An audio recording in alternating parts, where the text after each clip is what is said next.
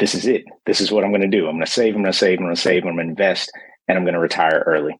And so that was probably like three or 4 years. I was just on this like go, go, go. And then at some point when I hit the $1 million mark, this was around age 40, hit the $1 million mark. And I was like, well, this is 4 now. Like I got to this milestone and life didn't really change all that much. And so I had to kind of dial it back and like refocus and figure out what my actual purpose was. And so now I feel like I have the education. Like I understand how to save and why I'm saving.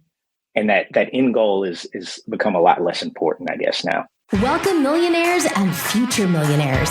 You're listening to the Millionaires Unveiled podcast, a show where you'll hear the stories and interviews of everyday millionaires. We'll unveil their decisions, their strategies, and their portfolio allocation. Now to your host, Jace Mattinson. Welcome back to another episode of the Millionaires Unveiled podcast. This is episode number 362. This is Jace here, your host of the Millionaires Unveiled podcast, with my lovely co-host, Stacy. Stacy, how's it going? Hey, Jace, and happy Father's Day to all fathers and father figures. Yeah, it's been quite the more remarkable weekend. This is the first time being a father of 5, celebrating a little. But yeah, we are full swing into summer, and man, inflation seems to be still trucking along pretty good. Fed is not moving rates at all, and it looks like the average vacation for a family of 4 is about to top $8,000 this summer. In addition, 50% of the families that go to Disneyland, Disney World are going into debt to do so. Can you believe that? My jaw truly dropped as you mentioned those numbers. That is wild. That is wild. Yeah, so hopefully we can save some pennies out there, save up for the vacations and summer travel. Got a lot of great things going on. In fact, we've got the Olympics this year, which should be Paris, which is not an inexpensive city by any means. But yeah, I'm excited for that, and excited to do a little bit of travel. Not as much as we usually do or as we used to, given the kids and the situation. But so yeah, hopefully y'all have a great summer plans as we get into the travel season here, mid-June already. And yeah, if you'd like to be on the show, send us an email, millionairesveiled@gmail.com. Also, always looking for great new interviewees. If you haven't heard your occupation, if you hadn't heard your story yet, we'd love to have you. And also, we've got a request this week from a few of our listeners overseas to get some more overseas guests and dig a little bit more into kind of mindsets and pensions that exist in other countries and try to get a little bit wider net of some of the things that exist in other countries to bring on the podcast. So I'll throw that note out there. Our reach continues to expand globally. But yeah, so if you'd like to be on the show and you're from another country, and I do request that you speak English, or if you do speak Bulgarian or Slavic language, I can probably translate. But outside of that, we'd have to use some software or something to figure that one out, or AI. So today's guest, we got CJ. And he's got a net worth of just a little over $2.5 million, broken up into some real estate, some commercial real estate, residential, and then also some retirement accounts. Hit his first $1 million in his early 40s, and then the second one came a couple years after that, and then well on his way to the next one. It seems like he's basically cutting off his net worth is accelerating. He's basically cutting off in half each time he's gotten to that to the next $1 million. So it's gonna be a great interview with him. He is in his early 40s, and yeah, I'm excited for this interview. I think a lot of people will resonate with him and his portfolio allocations and career trajectory and everything else of the like. So without any further delay, let's get into today's interview with CJ. Welcome to the Millionaires Unveiled podcast. In this show, we have CJ. CJ, do you want to just give us about your background? What's up to you now? Yeah, sure. Thanks for having me. I'm CJ, based in Atlanta. I'm a sales engineer for a large tech company. Current net worth is about 2.6 million. Most of that is in retirement accounts and after-tax brokerage, but we also have some commercial rentals. I'll get into that a little later. Awesome. Typically, we leave the drum roll right now for the net worth, but you already dropped it to us at 2.6 million, and you kind of gave us a high level allocation. But percentage wise, I mean, how do you look at the 2.6? What is that invested in across the asset classes that you mentioned? Yeah, so I got about 800 of that is in retirement accounts and my 401k through work. About 1.5 million is property. That's between the primary home and then also the commercial investments I talked about. We've got about 420,000 in taxable brokerage, about 32,000 in cash, 54,000 in 529s for our two kids. I have the car in here. They're not like nice cars, but they're like 35,000. But then also we've got the rest of it in Roth IRAs. Okay. Well, awesome. So let's rewind here. The money that you have invested in the market, what is that primarily invested in? Is it bonds, stocks, index funds? It is the vast majority of it. It is index funds. So I was an individual stock picker for a while and realized that I was not good at that. A good friend of mine told me, he was like, hey, there are people that do this all day, every day for a living, and they still don't do it well. So why do you think you're going to come in and do it for 15 minutes a day and do any better? And so between that and reading J.L. Collins' Simple Path to Wealth, so really like the psychology of money. Between that, I just decided to be a lazy investor. And so I'd say, I don't know exact percentage wise, but the vast majority of it is now in the S&P 500. I do still have some individual stocks, mostly tech stuff that I just held on to for a while, and it's done well. But I'm a huge proponent of index funds.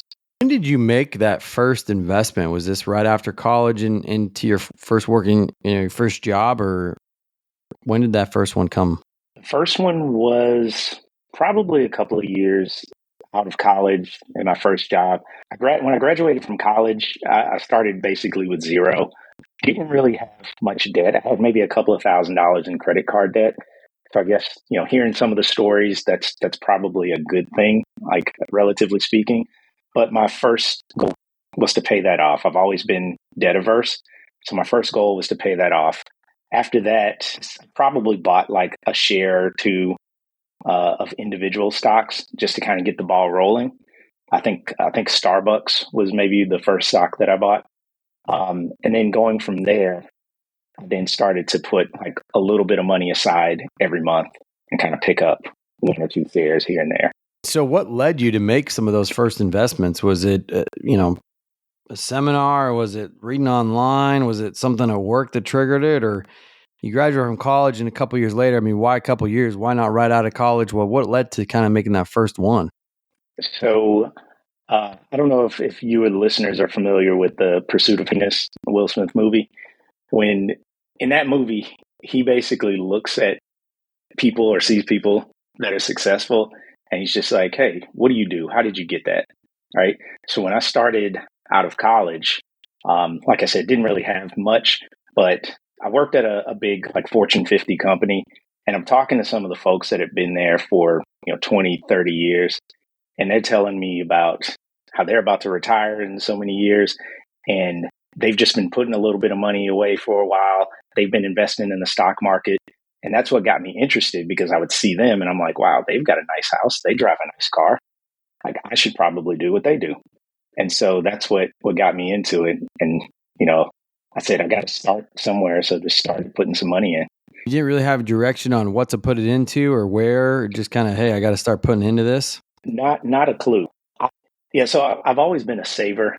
Even going back to my childhood, my family will tell you, like, I just enjoyed saving and having money. I did not know. So as an adult, did not know like what I was saving for. Retirement, in your 20s, it just seems like it's 100 years away.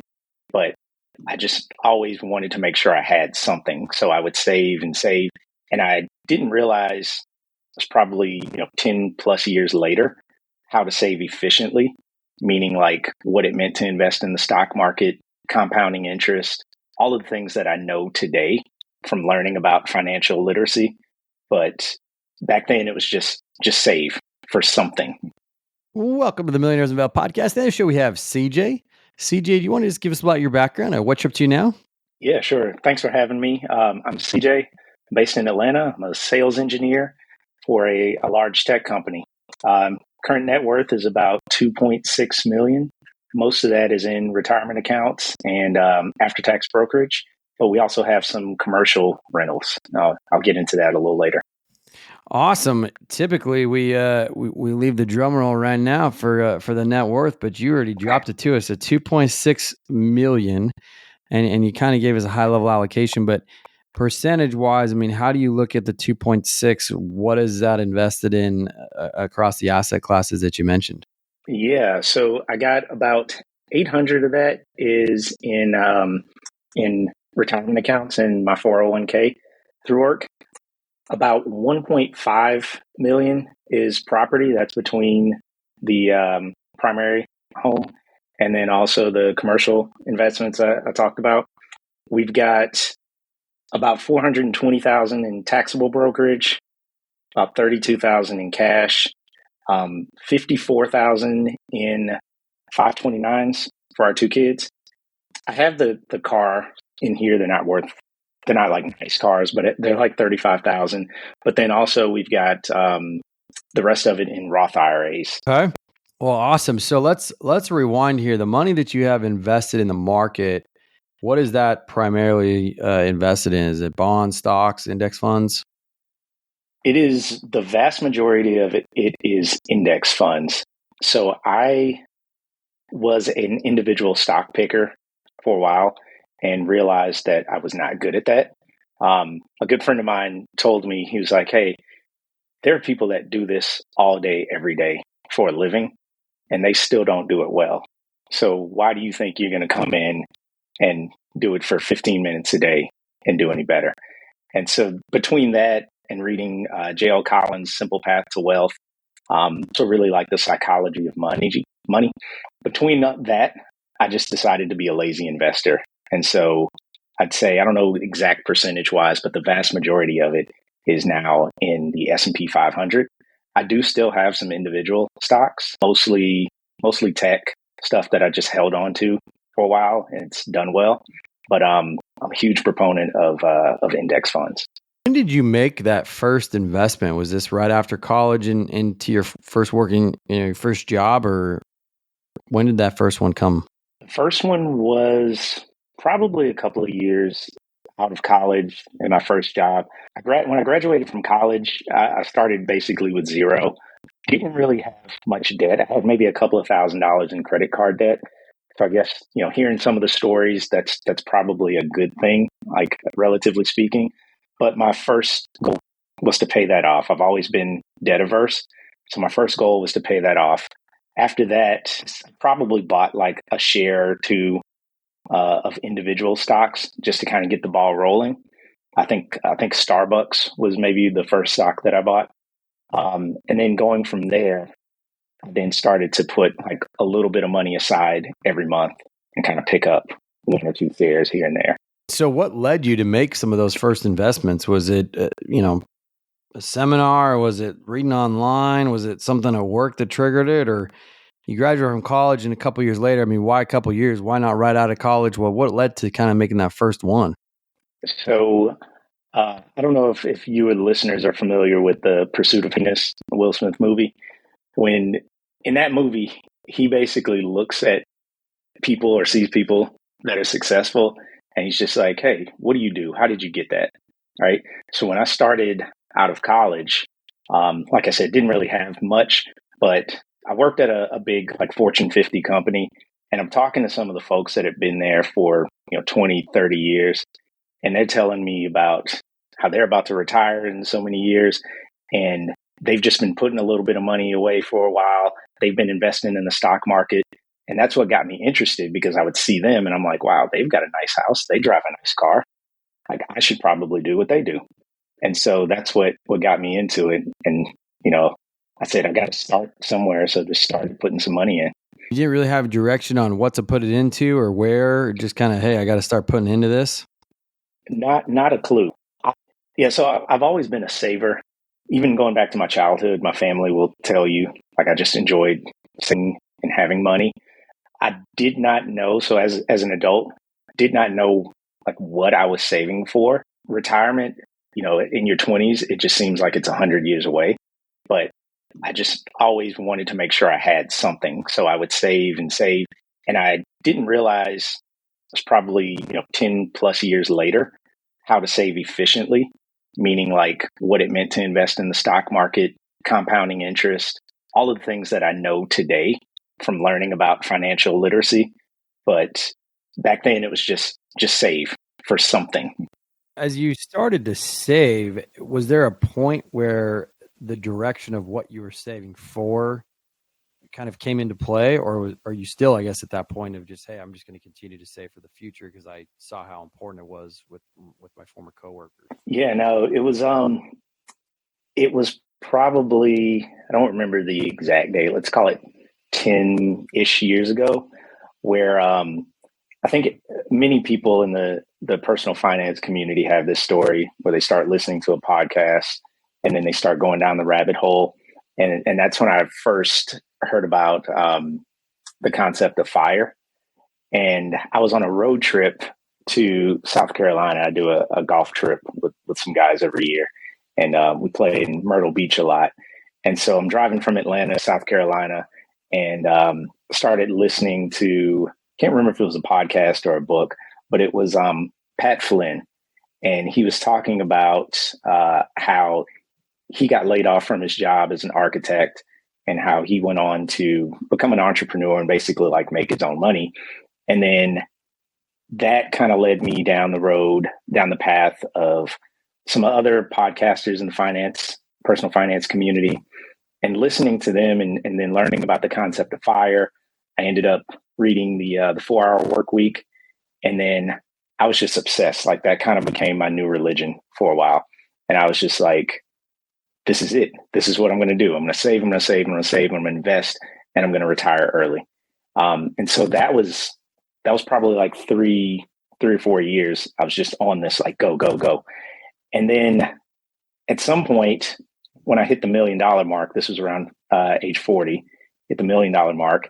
And I was like, well, this is for now. Like, I got to this milestone and life didn't really change all that much. And so I had to kind of dial it back and like refocus and figure out what my actual purpose was. And so now I feel like I have the education. I can understand how to save and why I'm saving.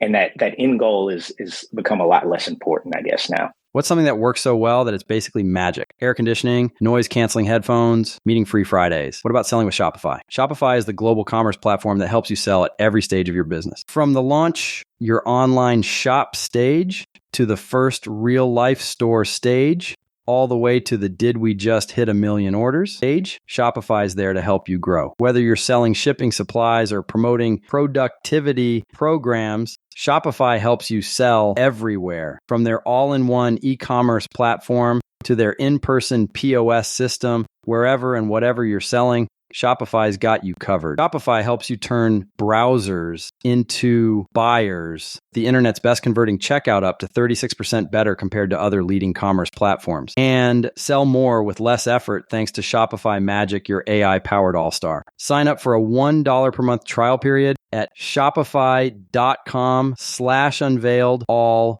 lowercase. Go to shopify.com/unveiled now to grow your business, no matter what stage you're in. Shopify.com/unveiled. And thanks to Shopify for supporting today's episode. So at what point did you start moving beyond just market investment? Yeah. When I started saving, I remember this actually. I got to a point where I had $100,000 in cash, just like sitting in a savings account. And I thought that was super impressive. And then I was like, well, what can I do? Started listening when I was talking about the podcast train. One of those podcasts was Bigger Pockets. So I started listening to that and thought about real estate investing. And I talked to our realtor who we had bought our primary residence. And we were talking about some properties because she also had some rentals. And as I'm doing this research, just out of the blue, a friend of mine called me and was like, "Hey, heard you've been taking a look at buying some investment property. Have you considered commercial real estate?" And I was like, "No, not at all."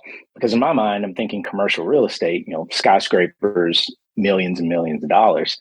And that's not what I had. And he had actually purchased a laundromat. So he owned the building as well as the business. And he was talking to me about some of the benefits, like the pros and cons of commercial real estate versus residential. And it just opened my eyes. And I was like, this is an area that I hadn't even considered. And then it also opened my eyes to like the different levels of real estate. So you have people that are buying mobile homes and flipping those and land and, just all kinds of facets of real estate. And so he put me in touch with his agent on the commercial side. And I'd say it was probably about 6 months later, we ended up closing our first deal in one of the suburbs of Atlanta on a small commercial duplex. Wow. So I guess walk us through that a little bit how flipping that mindset of and getting, I guess, the nerve. Typically we hear a lot that, investing in the market's not too hard to do because you can do it with $1,000, $2,000, $4,000, whatever. When you kind of move beyond, and of course it grows, but you don't feel, because you can kind of do it in chunks. Whereas, typically in a real estate deal, especially in the commercial side, as you kind of alluding to, those checks all of a sudden get a lot bigger, right? Real quick. So it's a big cash outlay at once for a larger or large asset. Talk us through that a little bit. Yeah, you're absolutely right. When we put the down payment down on that first commercial property, that was the largest check I'd written in my life. And it was scary, frankly. But our agent that we were working with was amazing. Like he kind of talked us through and coached us through this whole thing because my wife and I, we were total noobs.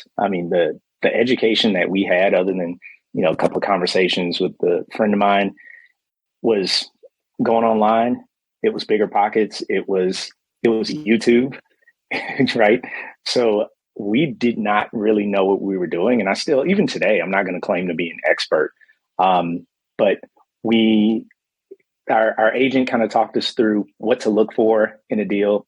He talked to us, understanding some of the basics like cap rate, cash on cash return, some of the differences between commercial property and how those are valued versus residential properties, where basically your value isn't necessarily like how much is the building next to you worth, like it is in residential. It's more how much rental income can I bring in? Like that's how you're valuing it. So we looked at things like location. We looked at things like how the building was set up, like what types of businesses could go in there, what might fit in with the community. And so we said, you know what, let's roll the dice. Let's take a chance here. Right. You can't win big if you don't bet big. So we took a gamble on that. Ended up working out really well. So well to the point where 2 years later, we bought the property next door to it. And this is where relationships come into play. So our tenant, who's in one of our properties that we bought initially, he called us one day and was like, "Hey, the folks next door are getting ready to put their place up for sale." And I told them, hold on before they put it on the market. My landlord might be interested. So let me give him a call. And he told us about it. We ran it by our agent, kind of brought him in the deal, just kind of laid that on his lap, and ended up doing an off-market deal with them and getting a good price. So now we have 3 commercial doors. They're all kind of side by side. My wife jokes. She says we've got like the color set, like a Monopoly. And so we've got those rented out to 3 different businesses, but 2 of the businesses are the same owner. Do you plan to continue to make some of those kind of commercial type investments? Not at this point, to be honest with you. I kind of alluded to it, but I don't really love real estate. I see it as a means to an end. It has done well for us. Like our tenants are old school, if you want to call them that, because they send us like physical checks, even though we've tried to set up like digital payments. And so I joke with people and say like it's literal mailbox money. We really don't do much with it. Just the checks, physical checks show up, handwritten checks show up in the mail every month, and so that works out well. But at this stage, don't see it. We have two kids in middle school. My wife and I are both kind of hot and heavy in our careers, and so that's just not something that we're super passionate or want to put a ton of energy towards right now. So a dollar comes into CJ's house. I mean, talk us through allocation. How do you think about that? Where does it go first? Where does the next dollar go? And the dollars after that from an investment standpoint? Yeah. Most of it, I don't even see. I'll be honest with you. It goes directly to investments, retirements, and savings. So for instance, we're at the beginning of the year now. I take the front load strategy from the retirement account. And so I'm fortunate enough to where like our systems at my job are flexible enough to allow me to basically defer my entire paycheck towards my retirement accounts. And it's also smart enough to like know when it's maxed out and then it starts spilling over into the next bucket. So I have like my 401k, and then we also have a mega backdoor IRA that I have access to. And then we have, my wife and I do backdoor Roths. And then outside of that, we have our kids' 529 that we contribute to. And then after tax brokerage that I put money in. So that's kind of the sequence of events, I guess. And then whatever's left over, we kind of play with. All of that you just described, I mean, almost like a tree in a web of a tree. I mean, how much are you putting away every?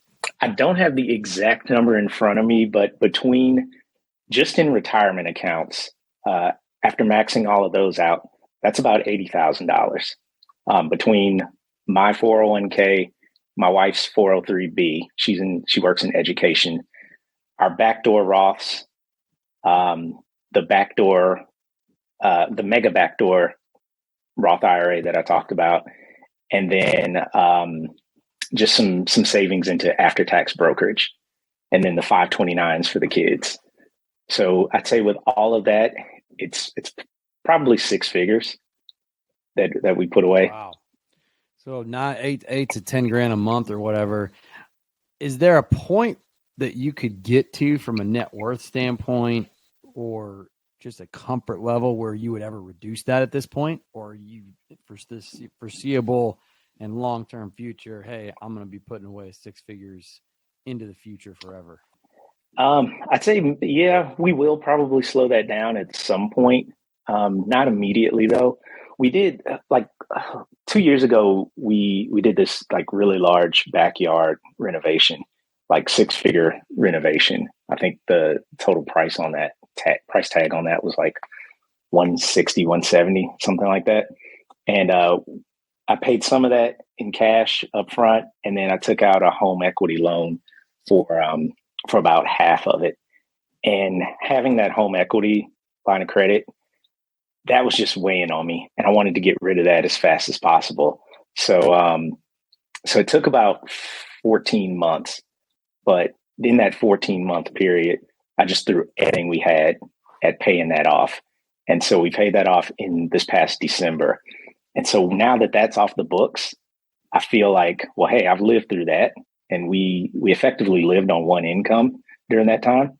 And I just feel like we weren't living uncomfortably. And so we can continue to do that. We can ease off the gas a little bit, but I still think we can, we're blessed enough to have big shovels. And so we can still put this away and still enjoy doing some of the things that we like to do. So we can travel, we can go out to eat from time to time, have some nicer things. So it works out. Yeah, for sure.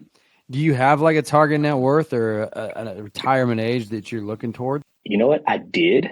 Um, my target net worth was 2 million, and then I was like, that's it. Everything's going to be great. And then I got to that point, and I was like, you know what? 2.5. That'll be the one. And now, passing that point, at least with the market currently where it is, uh, it hasn't been like that magical threshold where life just suddenly starts working. Like I still get up and go to work every day. My kids still go to school. Like we've still got a plan for their future. Life is still happening. So as far as a number goes, I think I've scrapped that idea of a number. I think at this point, if we continue, like I'm confident that we'll have enough to be satisfied. Now it's focusing more on like, what do I want to do to enjoy life? Assuming all goes well health wise, how do I spend this next half of my life, let's call it, and figure out what happiness looks like. That's awesome. Good for you, man.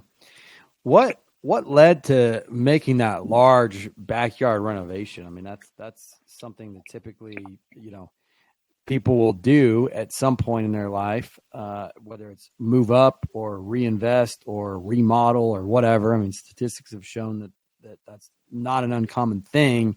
But what led you to kind of, hey, this is the house, I'm going to do it now, and hey, here's the price tag that I'm willing to spend?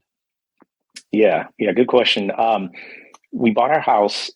It was built in around 2000, so our house was right at that 20-year mark when we decided to do this. The primary driver for that was in our backyard. It's like a two-tiered retaining wall.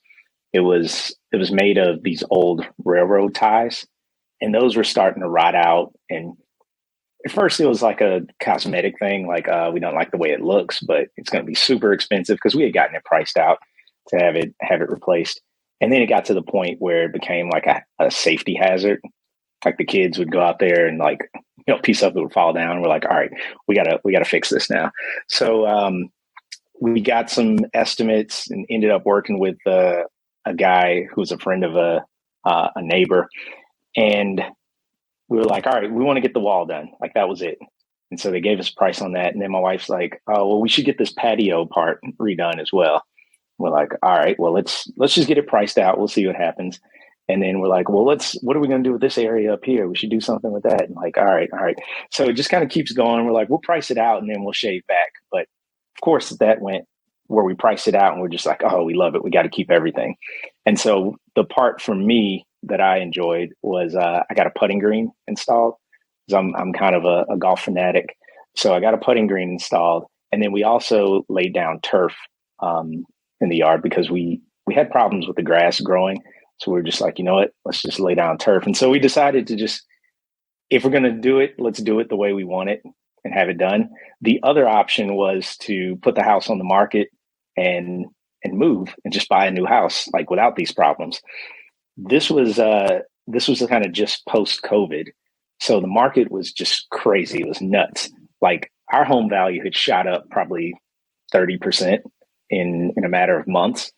And we're just like, oh man. But then you start looking out in the market and we're like, well, yes, we're going to sell. Of course, we'll get a great deal when we sell, but then we got to buy something and everything else is high price. So most likely we're going to end up spending more money on a home with problems we don't know about, or we could take that money and go ahead and spend it on this house and kind of get it looking like what we want. So we chose that latter option.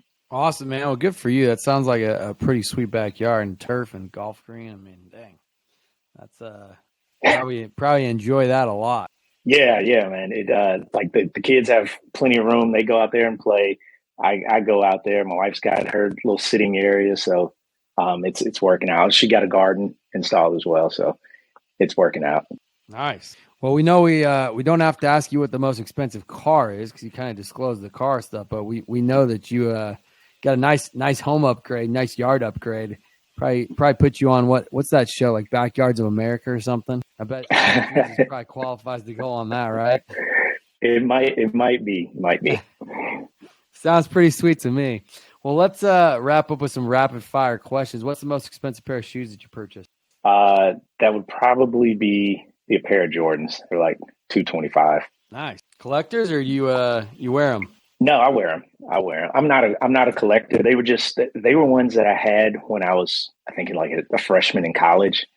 And when they dropped them again, I was like, yeah, I'll go ahead and spend the money and get that pair. All right. But yeah, definitely not a collector. What about the most expensive meal out that you paid for? Not too bad. It was probably a couple of $100 for the meal. My wife and I went out to dinner. Okay. What about the most expensive trip or experience, vacation? That would probably be, we spent 3 weeks in Panama this past summer. My wife and the kids. We just went down there and said, hey, we're going to rent an apartment and just stay here in Panama for 3 weeks, just do something different, experience something different. So that was probably a little over $7,000. So not super expensive for the length of time we were there, but it was well worth it. Like, definitely an experience like I'll always cherish, and hopefully the kids will appreciate it. Yeah, that's cool. Is there a bucket list experience or something that you're looking forward to? Yeah, there's tons of them actually. I would love to live internationally, especially after this experience in Panama. I would love to do an extended stay somewhere for like a year or two, just to really immerse ourselves in the culture, especially for the kids, like experience something different, and we can do it as a family. So that's definitely something on the bucket list. Okay. What was your first job? First job was flipping burgers at a water park, working in the concession stand, making $3.50 an hour. All right. What's the craziest thing that you've ever done to earn money? I'm not exactly proud of this, but back in the Napster days, I was selling CDs in my dorm. So I would burn music and sell the CDs in my dorm, custom mixtapes. Oh man, that's awesome. That's great. There's probably a lot of people listening to this show that don't even know what Napster is. You might need to go Google it, and hopefully Google. I know. Yeah. I just dated myself if I hadn't already. No, that's awesome. What's something that you spent way too much money on, but you don't regret? Golf. That's the thing. I always tell people, like, I'll spend money. I'll pay a lot of money to play a nice golf course. Any particular course that's been your favorite so far? Yeah. My wife and I, I think it was our 5th anniversary, and we actually went back a couple of years after that to Cabo San Lucas. There's a course down there called Palmilla. It's just beautiful. It's got 27 holes, 9 of them are on the ocean. It's got a desert course and then a mountain course, and it's just gorgeous. Like every hole is just picture worthy. Nice. What's the dumbest thing you've ever wasted money on?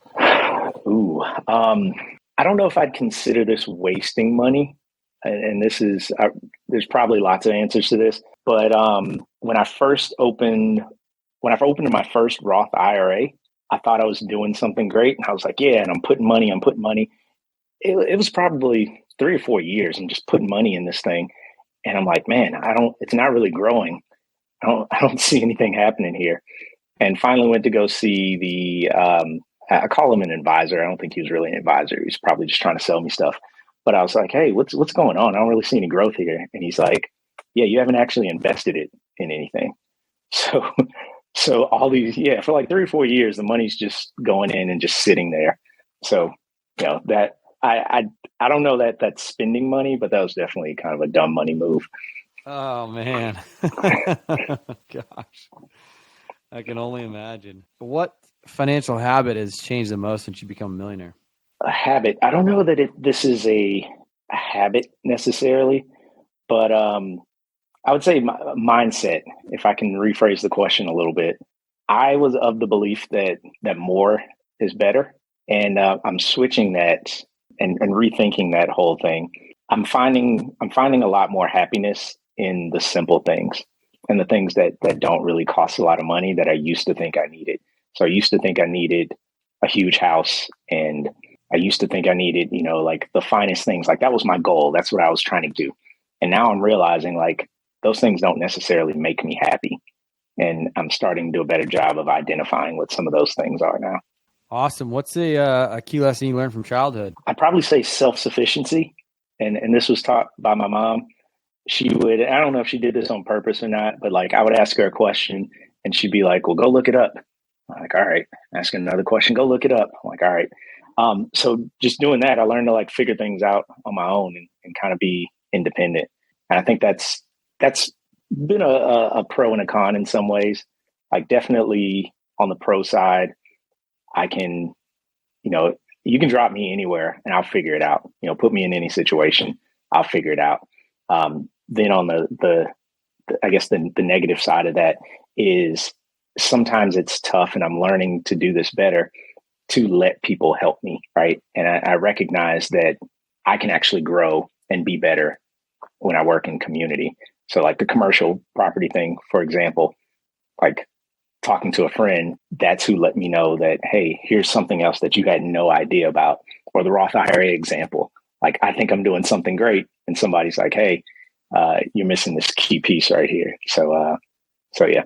Awesome. What's a closely held belief that you once had that you recently changed your mind on? Probably a similar answer. Like the more is better. Like it doesn't take as much as I thought it did to find happiness. So like this whole concept of the hedonic treadmill, my kids get tired of hearing me talk about this, but like for those who aren't familiar with it, maybe it's like in the human brain, as soon as when we get something, then we become accustomed to it, right? And so then we move on, we're ready to move on to the next thing. And so when you put that in the context of money, it's like, and I even said this myself, you reach these financial milestones where previously you think, oh, this is it, that's going to be the number. And then once you get there, you're like, all right, well, I got to go to the next thing. I got to go to the next thing. And so just being really cautious of that, not trying to get caught up in that race and just trying to chase the carrot and get to the next thing. Awesome. Any last words of advice for somebody who's just starting out? Yeah. It's been said probably a number of times in the financial community, but time is your best friend. Like it's magical how your money can grow and compound over time. You don't have to make these these huge bet investments and try to win the game as quickly as possible. But just slow and steady. That's what's I feel like is winning the race for me. Time's your best friend. How old were you when you became a millionaire? I was 40. Wow. And the second one came a few years after that? The second one came at age 43, and I am 44 now and more than halfway to the third one. So each time it seems like, I guess the second million's 3 years and maybe cutting that in half for the next one. So pretty soon, probably stacking $1 million every year or so here before you get out of your 40th decade. That's for sure, I would imagine. It's crazy to think about, but that snowball, like once it starts rolling, man, it's real. Well, awesome. That's CJ with a net worth of $2.6 million. Thanks for on the show today. Hey, thanks a lot, Jace. Appreciate it.